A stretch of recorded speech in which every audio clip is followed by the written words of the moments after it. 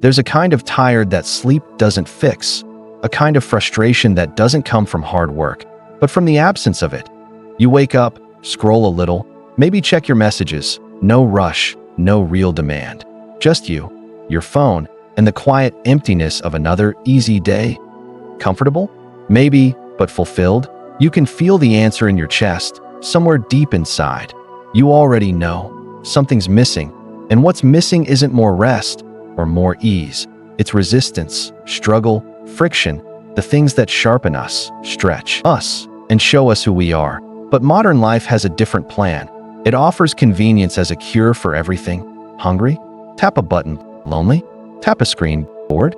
Scroll until the algorithm finds your next dopamine hit. And while you're sitting there, still, comfortable, and fine, your potential is dying in silence. Not because you're broken, but because you've been softened, little by little, day by day. The edge is wearing off. You don't feel it immediately. But it's there, in the hesitation, in the overthinking, in the voice that says, maybe later, or what if I fail? Comfort isn't just a feeling. It's a drug, and the longer you stay on it, the more it numbs your hunger, your fire, your purpose. This isn't just about discipline. It's about becoming who you were meant to be, and that version of you doesn't live in the safe zone. He or she lives on the edge, right where it hurts a little, but grows a lot. The Stoics understood this. They believed that the pursuit of comfort weakens the soul, and they chose a different path, not because it was trendy, but because it was necessary. Today, we call it voluntary discomfort, but for them, it was simply life, a life lived on purpose, with purpose. And that's what we're going to uncover in this video. Why comfort is quietly stealing your strength, and how to reclaim it, the Stoic way. Let's begin.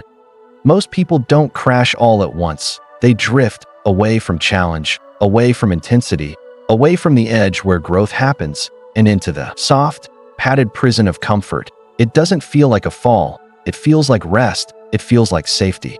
But slowly and silently, it pulls your potential apart, not with pain, but with pillows. Your ambition becomes negotiable. Your standards become flexible. Your dreams, eventually, become forgettable, not because you don't care, but because comfort makes everything feel fine. And fine is the enemy. It lulls you into a life where the body is unchallenged, the mind is untrained, and the soul is underfed without resistance. Muscles shrink. Without effort, clarity fades. Without fire, you forget how to burn. And maybe you've felt it. That quiet frustration of knowing you're made for more, but not moving toward it. Not because you're lazy, but because everything around you is designed to keep you still. The bed is warm. The snacks are close. The notifications never stop, and no one's asking you to rise above it. Not really, but you must, because no one else will do it for you. And that's exactly why this channel exists, to remind you of the person you're becoming, to help you break free from the patterns that are numbing your edge, and to walk with you, step by step, as you build the kind of discipline that rewires your mind. If you haven't subscribed yet, do it now, not for me, but for that part of you that's tired of shrinking, because the version of you that can't be shaken, the one who chooses challenge and grows through pain, he's waiting, but he won't come to you. You'll have to go to him. The world you live in wasn't built to make you strong. It was built to make you comfortable, to keep you buying, clicking, watching, consuming, to keep you indoors, entertained, and just satisfied enough not to fight back. It rewards ease and punishes effort. It praises convenience like it's a virtue and looks at discipline like it's an outdated obsession. But the truth is, this world makes it harder than ever to be human. Because to be human is to struggle, to push, to adapt, to endure, and grow. But instead, we're handed tools that strip us of that opportunity. We outsource pain to machines, outsource thought to AI, outsource purpose to algorithms. And the worst part?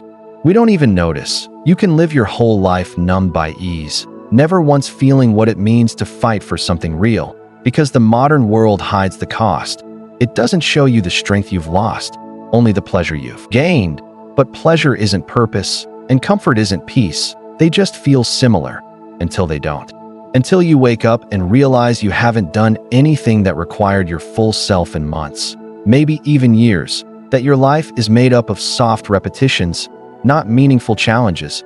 And in that moment, If you're honest, you'll feel it. The ache of potential wasted and the craving to reclaim it. This is where the Stoics become more relevant than ever, because they weren't just thinkers, they were warriors of the soul. They trained themselves in discomfort long before life demanded it. They practiced going without, chose the hard road, not out of self-punishment, but out of preparation, because they knew, as you must now know, that the easy life weakens, but the hard life builds.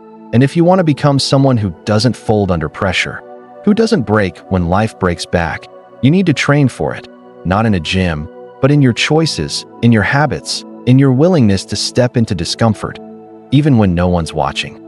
Especially when no one's watching, because that's where the real battle is won. The Stoics didn't just talk about pain, they lived it.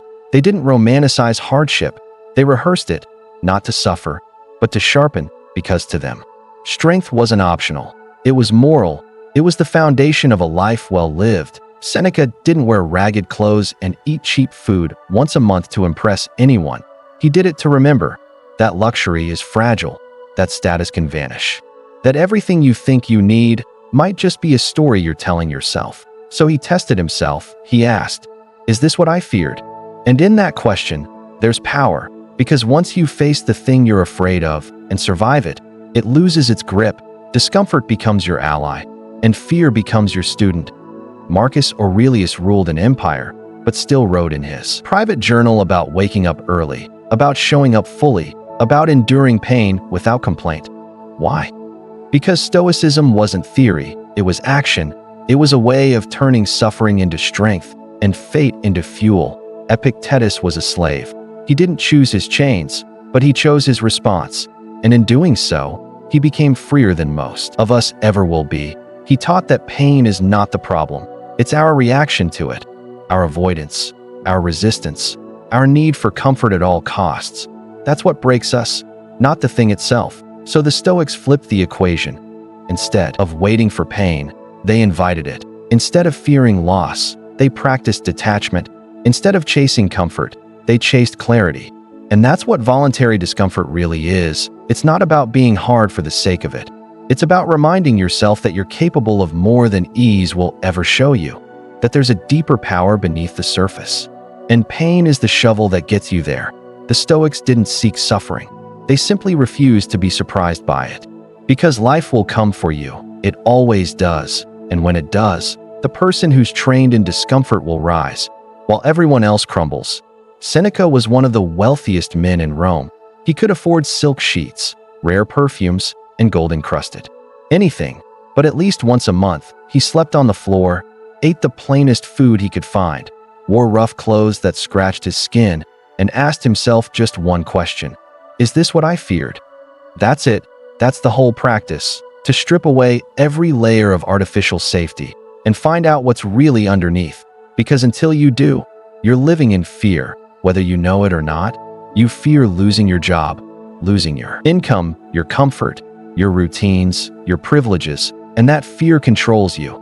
Even in small, silent ways, it whispers, play it safe, don't risk too much, stay where it's warm. But Seneca's challenge was simple. Face the fear, live it, breathe it, and then see it for what it really is, not a monster, but a teacher, not a death sentence, but a mirror, because once you've tasted discomfort on purpose, you become free from it by default. No promotion can bribe you, no setback can paralyze you. You become stable in chaos and strong in uncertainty. Seneca wasn't romanticizing poverty, he was rehearsing life, training for the worst, so that even in the worst, he'd still be at peace. This isn't about minimalism or denial. It's about ownership. When you practice discomfort intentionally, you take back control. You remind yourself that luxury is a privilege, not a requirement. That you can live on less, move with less, want less, and from that place, you gain power. Not the loud, flashy kind, but the quiet kind that says, I've been through worse.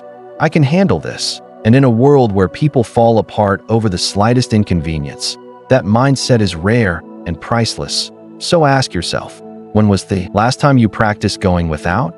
Not because you had to, but because you chose to, because in that choice is everything. That's where discipline lives. That's where clarity begins. That's where you become unshakable. Life doesn't ask for permission before it breaks you. It doesn't schedule hardship or send a warning email. It just arrives, as a phone call at midnight, a pink slip on a Monday, a diagnosis you didn't see coming. And in that moment, you either crumble or you stand, but you don't rise by accident. You rise because you've trained for it, because you've chosen pain before it ever chose you. And that's the hidden gift of voluntary discomfort. It's not about being hard. It's about being ready, prepared, calloused where others are soft, calm where others panic, because life will hurt. That's not negativity. That's reality. The question is whether the hurt will destroy you or define you. And the answer depends on your habits, not your intentions. You can wish for strength, or you can practice it. You can hope you'll respond well when life gets hard, or you can rehearse that moment every single day. When you take the stairs instead of the elevator, when you hold your tongue instead of reacting, when you sit in silence instead of running from your thoughts. These are your reps. This is your training ground, because discomfort now builds strength later, and avoidance now guarantees collapse later. This is what most people don't see. They think they're choosing ease, but they're really choosing fragility. They're building a house with no foundation. And when the storm hits, and it will hit, they wonder why everything falls apart. You don't rise to the occasion. You fall to the level of your training. And if you've trained in comfort, that's where you'll land, soft, uncertain, unprepared. But if you've trained in hardship, even the chaos won't move you. That's the Stoic promise. Not immunity from suffering, but immunity from collapse. Pain will come. Let it find you ready. Let it find you already acquainted with discomfort, already strong, already rooted. Because when you've chosen your pain, it can't own you, and nothing the world throws at you can shake what you've already endured by choice. The Stoics knew it in their bones. But now, science backs them up with data. Growth doesn't happen in comfort. It happens at the edge, right where things stretch, burn, and break a little, and then rebuild stronger. Take your muscles. They don't grow when you lift what's easy.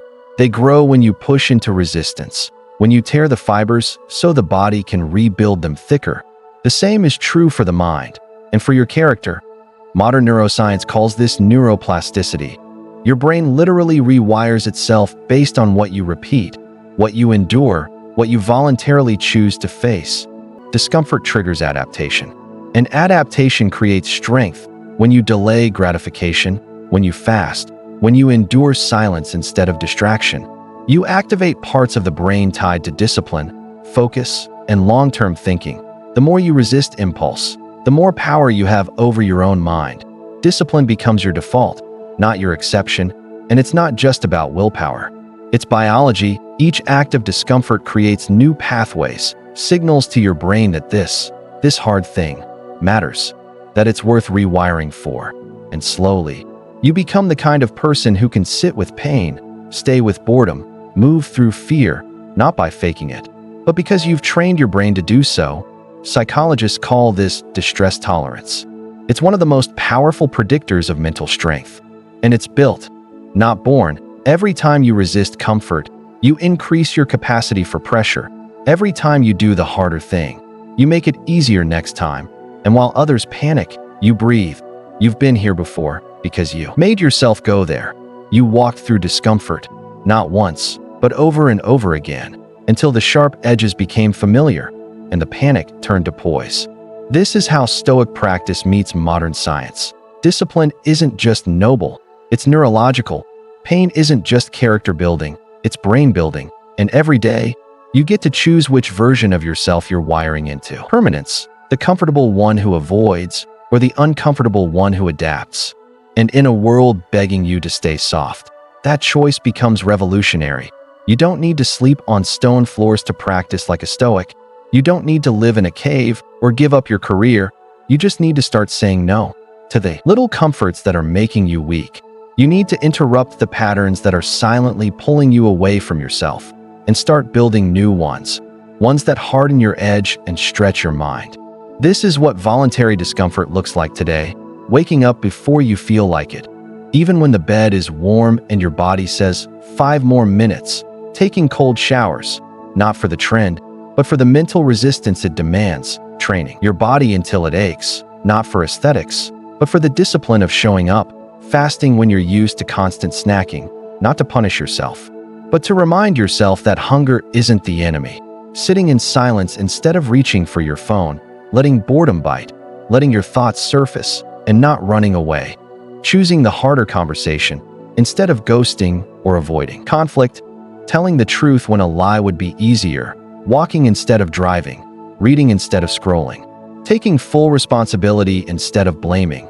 None of this is glamorous, none of it will get applause, but all of it will build something in you that no comfort ever could, because the purpose of discomfort is not to make you miserable. It's to wake you up, to peel away the layers of indulgence, until what's left is something solid, something real. If you're still here, then it means you're ready to change something. Subscribe to this channel to get more videos like this daily. You don't need to change your whole life today. You just need to choose one hard thing and do it. Then do it again tomorrow, because it's the repetition that rewires you, that proves to your mind that you are not ruled by what's easy. You are ruled by what's necessary. This is where strength is forged, not in motivation, but in moment-by-moment decisions to lean into what you'd rather avoid. You already know what your version of discomfort looks like, the thing you've been putting off, the habit you keep excusing, the decision you've been dodging. Start there and let it stretch you. Let it hurt a little, because that pain is proof that something real is happening, that you are becoming someone new, not in theory, but in action. At first, it stings, the cold water, the early alarm, the skipped meal, the silence that forces you to sit with your own thoughts. It's unfamiliar, uncomfortable, even unbearable. But then, something shifts. The sting becomes a signal, not of suffering, but of strength. You stop dreading it. You start looking forward to it, not because it gets easier, but because you get stronger. This is when discomfort becomes discipline, not a task you dread, but a rhythm you return to, a groove in your life that keeps you grounded and sharp. You begin to trust yourself, because now you have proof that you'll show up when it's hard, that you'll follow through without needing motivation, that you can keep promises to yourself. And that's where real confidence is born, not in talent, not in hype, but in consistency under pressure. This is how identity forms, not by saying, "I'm disciplined," but by doing disciplined things over and over again, until you no longer have to convince yourself, until it becomes who you are, because eventually, the cold shower isn't about the cold, it's about mastering your mind. The fast isn't about the food, it's about proving you're not ruled by impulse. The workout isn't about muscle, it's about resilience. This is the hidden gift of voluntary discomfort. It reveals who you really are and who you're becoming. And the more you practice, the less friction there is. You don't negotiate with the voice that says, "Skip today." You don't spiral when life throws you off track. You just adjust, reset, get back to work, because you've made discomfort normal, not something to fear, but something to expect, even welcome. The Stoics would call this living according to nature, doing what is necessary, what is difficult, what is right, even when it hurts, especially when it hurts. And in a world addicted to comfort, that kind of discipline becomes your superpower. Quiet, unshakable, untouchable.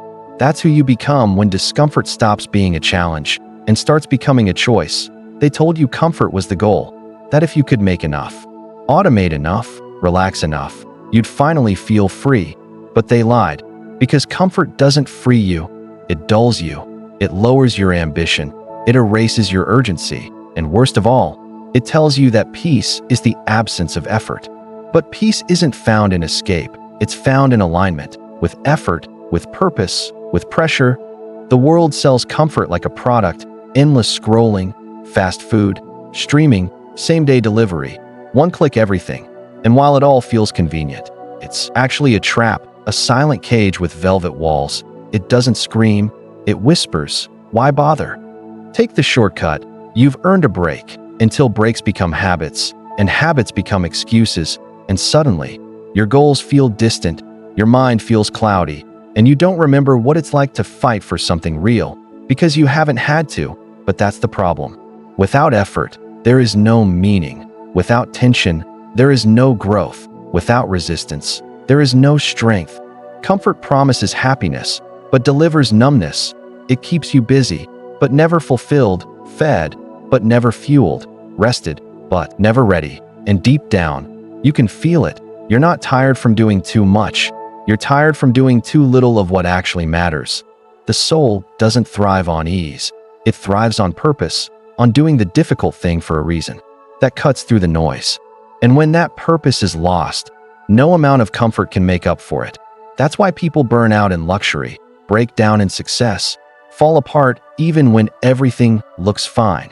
Because the comfort they chased was never the answer. The Stoics knew this, that the good life isn't soft, it's solid, built on values, forged in challenge, and refined in discomfort. So when the world says, make life easier, you must ask, easier for what?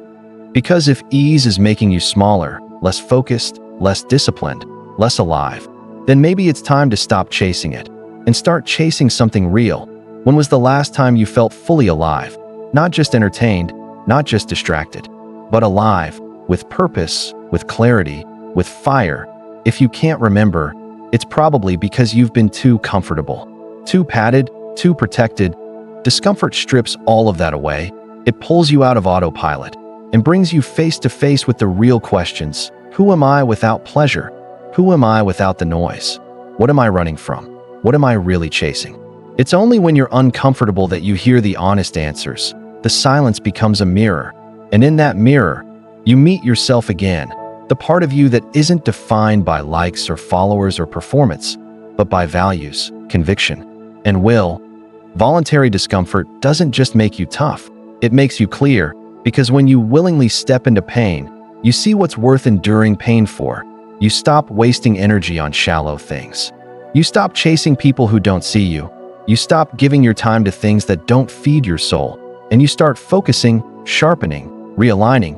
It becomes obvious what matters and what doesn't. The fake urgency fades. The constant pressure to prove yourself falls away. Because now, you're grounded in something deeper.